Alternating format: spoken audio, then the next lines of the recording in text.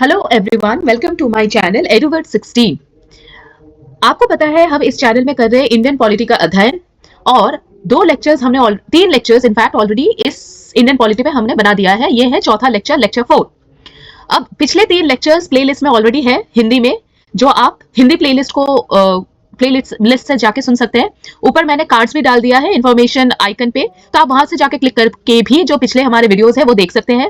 अगर पिछला वीडियो नहीं देखा है और ये वीडियो पहला देख रहे हैं तो मैं रिक्वेस्ट करूंगी कि पिछले वीडियोस को एक बार देख लीजिए, तभी जाके ये वाला वीडियो देखें, नहीं तो फिर आपको समझ नहीं आएगा कि हम कैसे पढ़ रहे हैं और कहां से पढ़ रहे हैं। ठीक है, तो प्लीज पिछले वीडियोस को देखिए, एक के बाद एक। वहां पे लिखा हुआ है लेक्चर 1, लेक्चर 2, लेक्चर 3, और फिर सीरीज में चलिए, लेक्चर 1 के बाद 2, 3, 4 ऐसे सुनिए।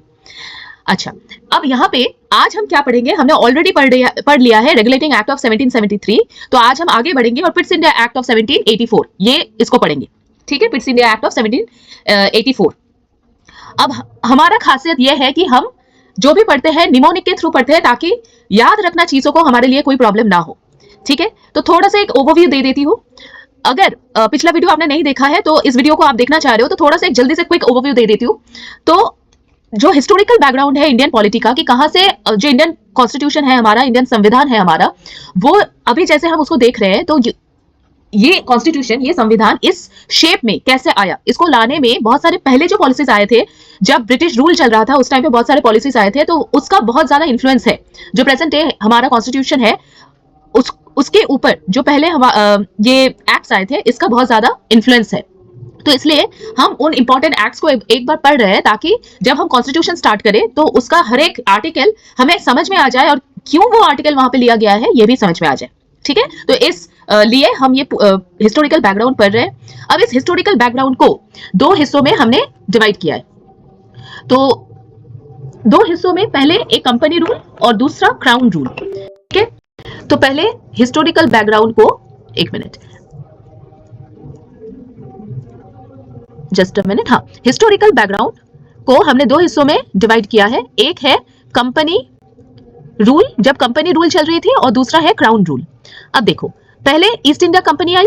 ठीक है, ईस्ट इंडिया कंपनी आई, उसने अपना रूल स्टार्ट किया, पर ईस्ट इंडिया कंपनी अच्छे से काम नहीं कर पा रही थी। अपने ईस्ट इंडिया कंपनी को एक सर्टेन अमाउंट पूरे साल के बाद ब्रिटिश क्राउन को देना होता था।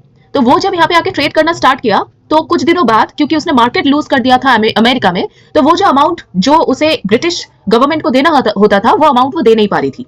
तो इसलिए ब्रिटिश पार्लियामेंट ने क्या किया कि ईस्ट इंडिया कंपनी पर रेगुलेशन स्टार्ट कर दिया। ब्रिटिश पार्लियामेंट ने सोचा कि क्योंकि ये प्रॉफिट कमा के हमें नहीं दे पा रही है, तो ईस्ट इंडिया कंपनी में कुछ प्रॉब्लम्स तो जरूर होंगी, जिसकी वजह से वो अपना ट्रेड का काम सही से नहीं कर पा रही है। और ऊपर से उसने इंडिया जाके एडमिनिस्ट्रेटिव पावर्स लेना स्टार्ट कर दिया। तो ये तो सही बात नहीं है, क्योंकि हमारे रहते हुए, हम ब्रिटिश पार्लियामेंट है, हम ब्रिटिश गवर्नमेंट है, हमारे रहते हुए एक कंपनी जिसका मेन काम कॉमर्स करना था, ट्रेड करना था, वो जाके इंडिया जैसे एक बड़े कंट्री में जाके, मतलब उस टाइम पे साइज वाइज तो ऑब्वियसली इंडिया ब्रिटेन से बड़ा ही है, तो इंडिया जाके ये टेरिटोरियल पावर्स ले लिया और वहां के एडमिनिस्ट्रेशन में ये इन्फ्लुएंस करना स्टार्ट कर दिया ईस्ट इंडिया कंपनी ने। तो ये तो बात ठीक नहीं लग रही है। तो इसलिए ब्रिटिश पार्लियामेंट ने क्या किया कि रेगुलेशन करना स्टार्ट कर दिया, ईस्ट इंडिया कंपनी को अपने रेगुलेशन के अंडर ले लिया। तो पहला जो एक्ट आया था कंपनी रूल के अंडर, उसे कहा जाता है अच्छा, यहाँ पे हमने एक निमोनिक पढ़ा था, जो हम मेरे पहले वीडियोस देखेंगे तो आपको पता चलेगा। REP rape C33 C53। ठीक, REP C33 C53। सो RE से क्या है, RE से है रेगुलेटिंग एक्ट ऑफ 1773। P से क्या है, पिट्स इंडिया एक्ट ऑफ 1784। फिर C33 से क्या है, चार्टर एक्ट ऑफ 1833, और C53 से क्या है, चार्टर एक्ट ऑफ 1853। तो ये चार एक्ट्स आए थे जब कंपनी रूल चल रही थी। उसके बाद हुआ था सिपाही म्यूटिनी, जो कि हुआ था कब, 1857 में। सिपाही म्यूटिनी के बाद क्राउन का शासन आ गया। कंपनी, ईस्ट इंडिया कंपनी को बिल्कुल एबॉलिश कर दिया, क्योंकि इसने बहुत ज्यादा गड़बड़ कर दिया था, और जिसके वजह से सिपाही म्यूटिनी हो गया था। तो उसके बाद पूरा का पूरा जो ईस्ट इंडिया कंपनी का टेरिटोरियल एरियाज था इंडिया में, जहां जहां इसने पावर लिया था, वो सारे जो एरियाज थे, वो सारे जो लैंड थे, वो क्राउन के अंडर चला गया, ब्रिटिश पार्लियामेंट के अंडर चला गया। तो उसके बाद जो एक्ट्स आए थे उसके बारे में हम बाद में पढ़ेंगे, पहले इन चारों के बारे में पढ़ लेते हैं। ठीक है, अब पिछले वीडियो में हमने ऑलरेडी रेगुलेटिंग एक्ट के बारे में डिटेल डिस्कशन कर लिया है, इसलिए मैं रेगुलेटिंग एक्ट को यहाँ पे नहीं पढ़ाऊंगी, क्योंकि आपको अगर रेगुलेटिंग एक्ट देखना है आप पिछला वीडियो देख लीजिए, जो लेक्चर 2, 3 है मेरा, वहां पे रेगुलेटिंग एक्ट के बारे में बताया गया है। यहाँ पे हम लोग पढ़ेंगे पिट्स इंडिया एक्ट के बारे में। अब किसी भी एक्ट को हम कैसे पढ़ रहे हैं, उसके 3 एक्ट के 3 भागों में पढ़ रहे हैं। पहले तो एक्ट का हिस्टोरिकल बैकग्राउंड जानेंगे कि किस वजह से उस एक्ट को लेके आए लोग, मतलब ब्रिटिश पार्लियामेंट उसको क्यों लेके आए।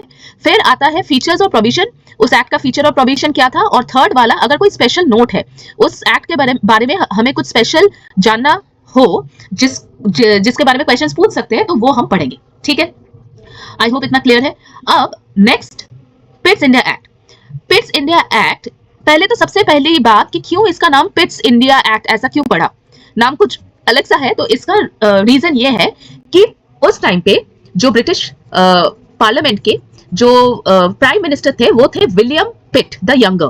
विलियम पिट द यंगर, अब द यंगर का मतलब उसके फादर का नाम भी विलियम पिट होगा, इसका नाम भी विलियम पिट है, इसलिए उसके आगे विलियम पिट द यंगर लगा दिया ताकि पता चले कि ये हम जो सन है, जो बेटा है, उसके बारे में बात कर रहे हैं, फादर के बारे में नहीं बात कर रहे।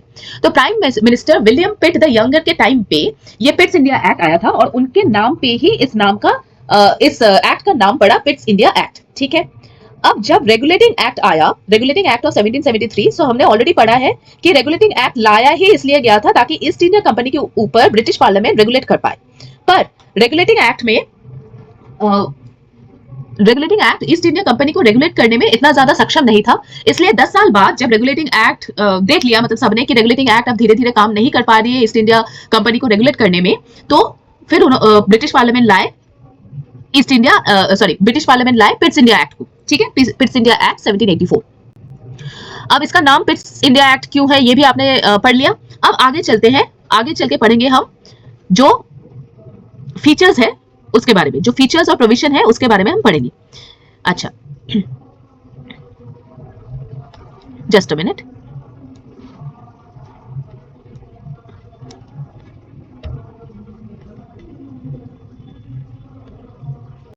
तो पिट्स इंडिया एक्ट क्यों, पिट्स इंडिया एक्ट का नाम पिट्स इंडिया एक्ट क्यों पड़ा ये हमने पढ़ लिया। अब आगे पढ़ेंगे इसका provisions, the provisions and features of east India act. क्यों इसका क्या क्या फीचर्स था इसमें। अब देखो, जब रेगुलेटिंग एक्ट बनाया गया था, हमने पिछले वीडियो में पढ़ा कि रेगुलेटिंग एक्ट में ईस्ट इंडिया कंपनी को रेगुलेट करने के लिए एक बोर्ड ऑफ कंट्रोल का निर्माण किया गया था, सॉरी एक कोर्ट ऑफ डायरेक्टर्स, सी से कोर्ट ऑफ डायरेक्टर्स का निर्माण किया गया था। ठीक है, रेगुलेटिंग एक्ट का निमोनिक याद है आप सबको, निमोनिक में क्या पढ़ा था हमने, GSBC, उसमें से ये जो सी था वो था कोर्ट ऑफ डायरेक्टर्स। तो रेगुलेटिंग एक्ट के अंडर एक कोर्ट ऑफ डायरेक्टर्स का एस्टैब्लिश किया गया ताकि वो ईस्ट इंडिया कंपनी को रेगुलेट कर पाए। ठीक है, अब कोर्ट ऑफ डायरेक्टर्स किसके अंडर था, court of directors Lord north के अंदर था।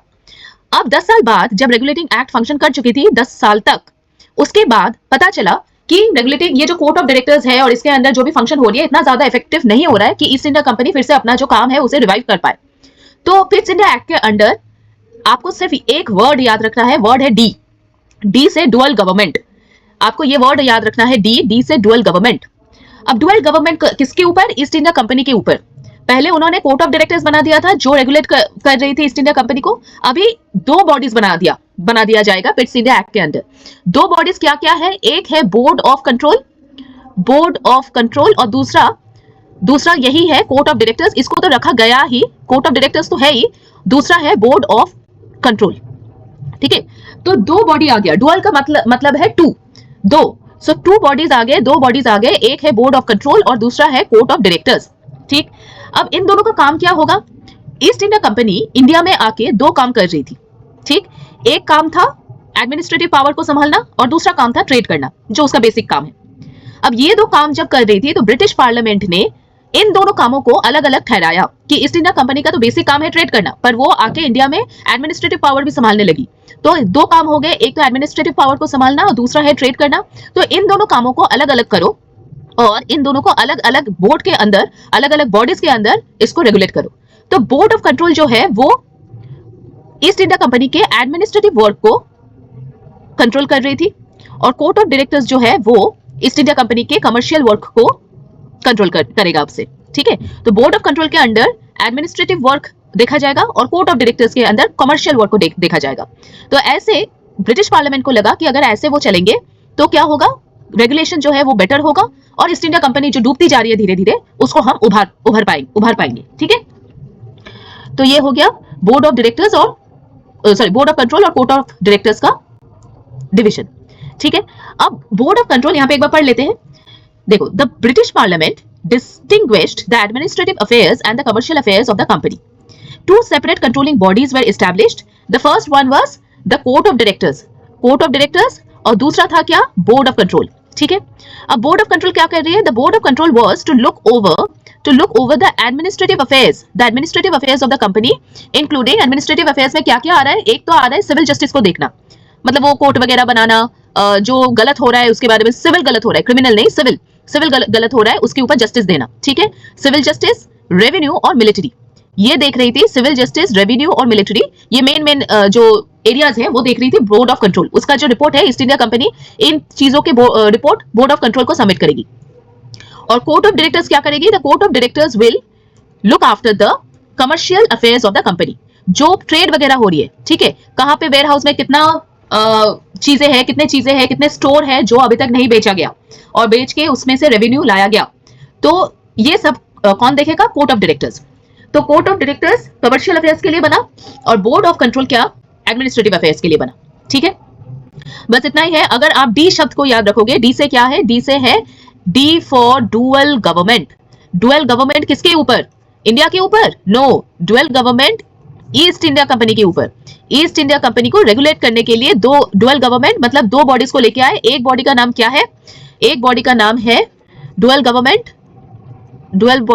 उसके नीचे दो बॉडी है, एक है बोर्ड ऑफ कंट्रोल और दूसरा क्या है? Court of directors. Board of control and court of directors. Board of control क्या कर रही थी? एडमिनिस्ट्रेटिव वर्क को देख रही थी. एडमिनिस्ट्रेटिव वर्क किसके? ईस्ट इंडिया कंपनी के जो एडमिनिस्ट्रेटिव वर्क है वो बोर्ड ऑफ कंट्रोल देख रही थी. कोर्ट ऑफ डायरेक्टर्स क्या कर रही थी? Court of directors commercial affairs को देख रहा था. कमर्शियल अफेयर्स, जो ट्रेड वगैरह कि कहाँ पे क्या रेवेन्यू आ रहा है, क्या प्रॉफिट आ रही है, कहाँ पे कौन सा बेचना है, कौन से जगह पे बेचना है, तो ये सब कुछ कोर्ट ऑफ डायरेक्टर्स देख रहा था. बोर्ड ऑफ कंट्रोल एडमिनिस्ट्रेशन में क्या है? सिविल जस्टिस, क्रिमिनल जस्टिस नहीं, सिविल जस्टिस. ठीक है. किसने प्रॉपर्टी ले लिया, किसका, किसने चोरी नहीं, चोरी तो क्रिमिनल होता है. प्रॉपर्टी किसने ले ली, प्रॉपर्टी बाप से बेटे तक जाना था, फादर से बेटे तक जाना था, तो वो गया है कि नहीं, उसके सारे जो केसेस हैं वो देखा जाएगा. तो सिविल जस्टिस हो गया. मिलिटरी और रेवेन्यू मतलब टैक्स वगैरह कि प्रजा टैक्स दे रही है कि नहीं, अगर नहीं दे रही है तो क्यों नहीं दे रही है, कहां से नहीं आ रहा है रेवेन्यू, तो ये सब कुछ देखेगी बोर्ड ऑफ कंट्रोल. ठीक है. अब इतना ही है पिट्स इंडिया एक्ट में. आगे दो स्पेशल पॉइंट्स हैं जो आपको याद रखना है. अच्छा, पिट्स इंडिया एक्ट में एक शब्द, एक फ्रेज ऑफ वर्ड्स यूज किया गया. उस फ्रेज ऑफ वर्ड्स क्या था? British possession in India. पहली बार ब्रिटिश पार्लियामेंट ने एक एक्ट के अंदर जो इंडिया के टेरिटरीज जो ईस्ट इंडिया कंपनी के अंदर था उसे इस शब्द से मेंशन किया कि ब्रिटिश पोजेशन इन इंडिया. तो ये शब्द कितना इंपॉर्टेंट है, क्योंकि अभी ब्रिटिश गवर्नमेंट का, ब्रिटिश पार्लियामेंट का मंशा पता चल रहा है कि धीरे धीरे वो ईस्ट इंडिया कंपनी को बीच में से हटा देगी और सारे जो टेरिटोरियल पोजीशंस थे ईस्ट इंडिया कंपनी का वो अपने अंदर ले लेगी. ठीक है. इसलिए ये वाला जो फ्रेज है ये बहुत ही इंपॉर्टेंट है कि British position in India. So this was the first act in which the territorial possessions of the company in India were mentioned as the British possession in India. India में British position, मतलब ये जो territories है जो east India company ने लिया था अपने दम पे, उसको अब से ब्रिटिश पोजीशन इन इंडिया कहा जाएगा. मतलब ब्रिटिश गवर्नमेंट धीरे धीरे टेक ओवर कर रही है. नेक्स्ट पॉइंट क्या था कि अब इस एक्ट के बाद ब्रिटिश गवर्नमेंट को सुप्रीम कंट्रोल मिल गया. किसके ऊपर? कंपनी के अफेयर्स के ऊपर. कंपनी जो भी मतलब जो भी उसका एडमिनिस्ट्रेशन है, जैसे भी कंपनी गवर्न होएगी, ये किसका सुप्रीम पावर आ गया इसके ऊपर? ब्रिटिश गवर्नमेंट का. तो कंपनी जो है रेगुलेटिंग एक्ट के द्वारा east India company partially British parliament के अंदर आ गया था. अब पिट्स इंडिया एक्ट में पूरा जो ब्रिटिश ईस्ट इंडिया कंपनी है वो ब्रिटिश पार्लियामेंट के अंदर आ गया. मतलब ईस्ट इंडिया कंपनी के ऊपर ब्रिटिश पार्लियामेंट ने अपना पूरा कंट्रोल जमा लिया. ठीक है. बस इतना ही है पिट्स इंडिया एक्ट में, हमें इतना ही पढ़ना है. ठीक है. पहले उसमें देखो, इसमें फीचर्स, पिट्स इंडिया एक्ट में फीचर्स बहुत ही लेस है. जो हमें पढ़ना है, एक डुअल गवर्नमेंट है. डुअल गवर्नमेंट किसके ऊपर? ईस्ट इंडिया कंपनी के ऊपर. डुअल गवर्नमेंट मतलब दो बॉडीज, एक है बोर्ड ऑफ कंट्रोल, दूसरा है court of directors. Board of control क्या कर रही है? एडमिनिस्ट्रेटिव पावर संभाल रही है, एडमिनिस्ट्रेटिव अफेयर संभाल रही है. किसका? ईस्ट इंडिया कंपनी का. कोर्ट ऑफ डायरेक्टर्स क्या कर रहा है? कमर्शियल अफेयर संभाल रहा है. किसका? ईस्ट इंडिया कंपनी का. अब एडमिनिस्ट्रेटिव अफेयर्स के अंदर क्या क्या आता है? सिविल जस्टिस, रेवेन्यू और तीसरा क्या है? मिलिट्री. और कमर्शियल अफेयर्स में तो कुछ खास अलग अलग कुछ नहीं है। कमर्शियल अफेयर्स ट्रेड कहाँ पे हो रही है, प्रॉफिट कितना आ रहा है, कैसे आ रहा है, कितना आ रहा है, तो ये संभालेगी। ठीक, तो बोर्ड ऑफ डायरेक्टर्स और बोर्ड ऑफ कंट्रोल और कोर्ट ऑफ डायरेक्टर्स, यही वाला चीज था पिट्स इंडिया एक्ट में जिसको बोला गया। और दो चीज और थे। पिट्स इंडिया एक्ट पहला एक्ट है जिसमें इंडिया में जो भी टेरिटोरियल एरियाज है जिसे ईस्ट इंडिया कंपनी संभाल रही थी, उन टेरिटोरियल एरियाज को ब्रिटिश पोजीशन इन इंडिया कहा गया। मतलब धीरे धीरे उन टेरिटोरीज के ऊपर ब्रिटेन अपना हक जमा रहे हैं और ईस्ट इंडिया कंपनी को बीच में से हटाने की कोशिश हो रही है। और दूसरा पॉइंट यह है कि ईस्ट इंडिया कंपनी के ऊपर पूरा कंट्रोल आ गया ब्रिटिश पार्लियामेंट का। रेगुलेटिंग एक्ट में पार्शियल कंट्रोल था, अभी पिट्स इंडिया एक्ट में पूरा कंट्रोल आ गया। ठीक है, इतना ही है पिट्स इंडिया एक्ट। अच्छा, तो ये आज इस वीडियो में हम पिट्स इंडिया एक्ट यहां तक ही रखते हैं, मतलब यही हमारा पिट्स इंडिया एक्ट खत्म हो गया है। इसके बाद हम चार्टर एक्ट स्टार्ट करेंगे।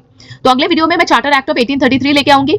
ठीक है, तब तक आप एक काम कर सकते हैं, मेरे चैनल को सब्सक्राइब कर सकते हैं। सब्सक्राइब करने पे आपको क्या होगा, आपको नोटिफिकेशन मिल जाएगा। आपको ये फायदा होगा कि जब भी मैं वीडियोस लेके आऊंगी आपको नोटिफिकेशन मिल जाएगा। और अगर आप ये सीरीज फॉलो कर रहे हैं तो आपको पता चल जाएगा कि मैं कब वीडियोस लेके आ रही हूँ, तो आप बिल्कुल रेगुलर रह पाओगे और इस सीरीज को फॉलो कर सकोगे। इसमें पूरा हम निमोनिक के थ्रू पढ़ रहे हैं, तो याद रखने का भी कोई टेंशन नहीं है।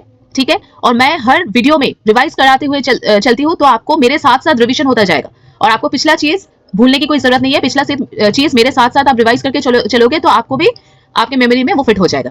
ठीक है, सो आज हम यहाँ तक रखते हैं। सब्सक्राइब कर लीजिए चैनल, अगर आपको अच्छा लगे तो आप उसको लाइक कर सकते हैं, कमेंट डाल सकते हैं ताकि मुझे पता चले और मैं अगर कहीं पे इंप्रूव करना है तो इंप्रूव कर पाऊंगी। और अगर आपको कुछ पूछना है मेरे से आप पूछ सकते हो। अगर आपको कुछ बोलना है कुछ अलग से कि ये इन्फॉर्मेशन डाल दो या ये टॉपिक करा दो, तो वो आप कमेंट सेक्शन में मेंशन कर सकते हो ताकि मैं देख पाऊँ। ठीक है, तो अगले वीडियो तक वेट कीजिए। वेट करने की जरूरत नहीं है, मैं ऑलमोस्ट हर रोज ही डालती हूँ, तो you will get to know कि कब मैं वीडियोस डाल रही हूँ। If you want to watch this videos in English, so I am creating a separate video, a separate playlist for English videos, so you can watch that playlist also under the channel. So if you want the videos to be in English medium and if you are comfortable in English, so you can watch the videos there. ठीक है, अगर आपको हिंदी में देखना है तो ये series तो कंटिन्यू होगा ही। ओके, तो चलो नेक्स्ट वीडियो तक बी हैप्पी, स्टडी वेल, नमस्ते एंड गुड